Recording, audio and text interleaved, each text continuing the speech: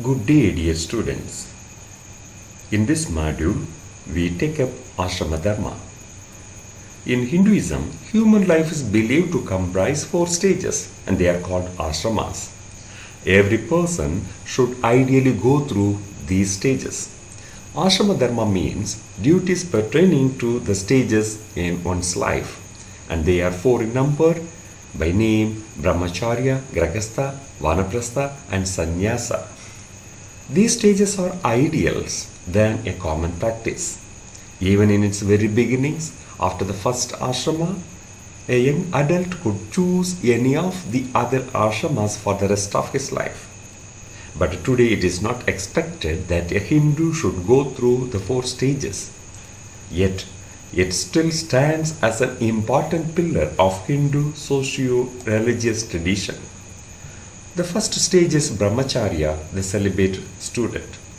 It is a period of formal education lasting until around age 25. The student leaves home to stay with the Guru and attain both spiritual and practical knowledge. The student has two duties. The first one is to learn the skills of his life, and the second is to practice unwavering devotion to his teachers. In this period, he is called Brahmachari, as he prepares for his future profession as well as for his family and social and religious life ahead. The second stage is Grahastha, the householder. This stage begins at marriage, when one must undertake the responsibility for earning a living and supporting a family. At this stage, Hindus first practice dharma, also pursue wealth or material gratification as a necessity, and indulge in sexual pleasure under certain defined social and cosmic norms. This ashrama lasts until around the age of 50. According to the laws of Manu, when a person's skin wrinkles and his hair turns grey, he should leave his home and go out into the forest. However, most Hindus are so much in love with this second ashrama that the Grahastha stage lasts a lifetime.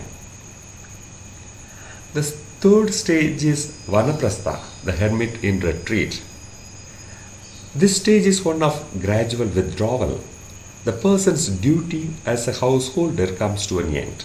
He has become a grandfather, his children are grown up and have established lives of their own.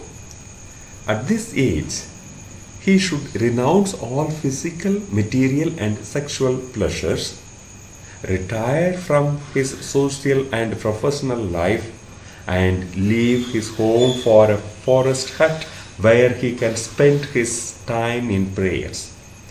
The hermit can take his spouse along with him but keeps little contact with the family. The role of the third ashrama is to be consulted as elders by the community at large, teaching dharma to those who visit. This kind of life is very harsh and cruel for an aged person. It is now near out of date. The fourth is Sannyasa, the wandering recluse. The fourth ashrama is one of renunciation and realization of dharma. At this stage, a person is supposed to be totally devoted to God. He is a sannyasi, he has no home, no other attachment. He has renounced all desires, fears, hopes, duties, and responsibilities.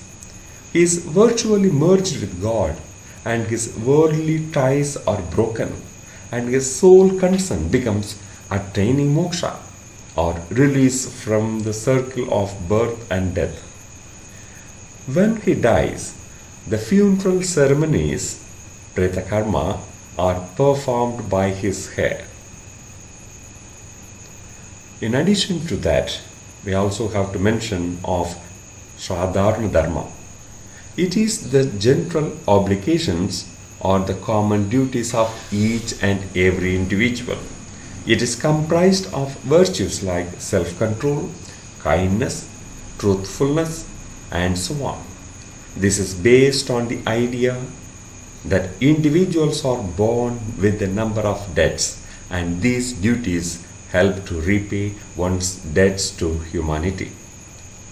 Dear students, now you will be able to answer the question, is Ashrama Dharma reasonable?